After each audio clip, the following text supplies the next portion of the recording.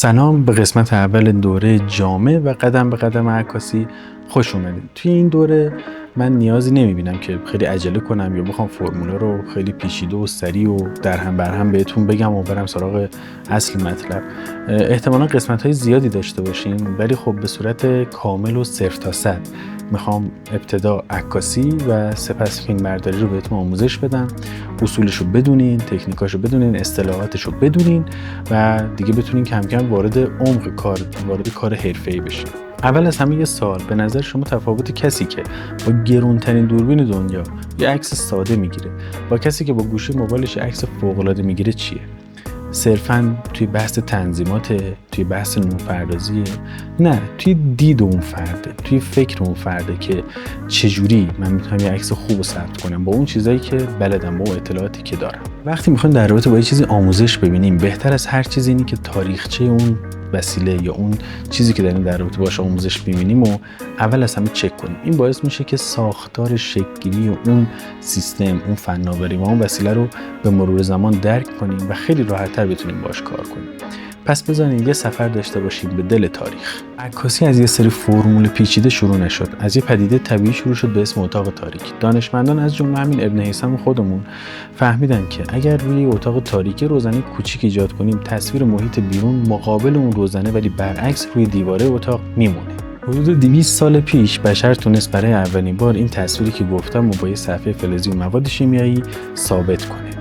البته نکته جالبش اینه که این قضیه 8 ساعت طول میکشه و اگه شما اون زمان میخواستی یه عکس پورتره بگیری، باز 8 ساعت نشستی روی صندلی و تکونم نمیخوردی. خب این تاریخچه رو برای چی گفتیم؟ برای اینکه بدونیم از چی به چی رسیدیم. از یه اتاق تاریک که روی مواد شیمیایی سمی یه چیزی ثبت میشده تا دوربینای SLR با فیلم‌های نگاتیوی و غیره و این دوربینا که امروز دست ما دیجیتالی و میرورلس و غیره.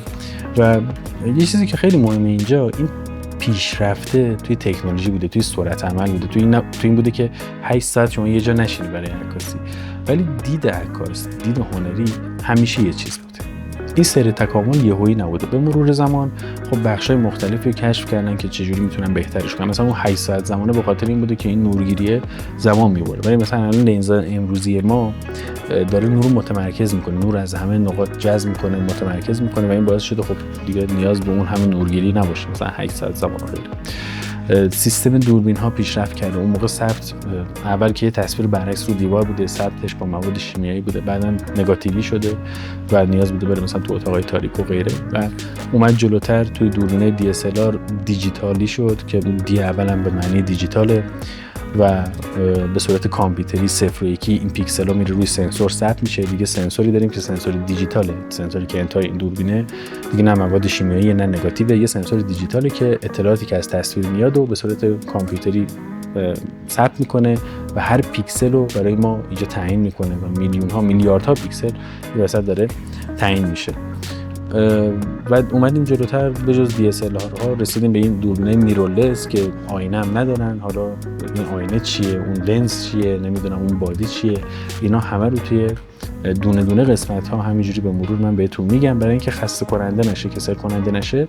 ویدیوها رو کلا طولانی نمیگیرم، ولی خب توضیحات رو نسبت به هر موضوعی، نسبت به هر مرحله‌ای که دارم آموزش میدم کاملتر که در جریانشون قرار بگیریم. قسمت اول من به همین مسائل در رابطه با تاریخچه و کلیات کارکرد دوربین ها و اینا بسنده میکنم. حالا باز خودتون میتونین سرچ کنین در رابطه با اینکه آقا چی شد که لنزا رو کشف کردن، چی شد که از اون سنسورها رسیدیم به این سنسورها و اون روند مواد شیمیایی و نگاتیو و سنسورهای دیجیتالی چجوری اتفاق افتاده. ولی کلیت چیزی که من قصد داشتم توی این قسمت بهتون بگم، یکی این که هنر عکاسی مهمترین چیزه، دو این که این دوربین شما کارکردش به چه شکلیه. از اون موقع که یه روزنه بود و وارد اتاق تاریک میشد تا الان همینه و هیچ فرقی نکرده، فقط لنزها اضافه شدن، نوردهی و نورگیری خیلی سریعتر شده، شما همه چی دستتونه، تایم رو میتونید تغییر بدین، نور وارد این لنز میشه، متمرکز میشه روی سنسورتون و به صورت دیجیتالی ثبت میشه که شما در لحظه میتونید روی مانیتورتون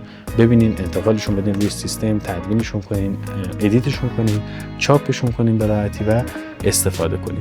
توی قسمت بعدی در رابطه با بخش‌های مختلف دوربین براتون صحبت میکنم که حتما اون قسمت رو ببینین که مقدمه اصلی ورود به دنیای عکاسی.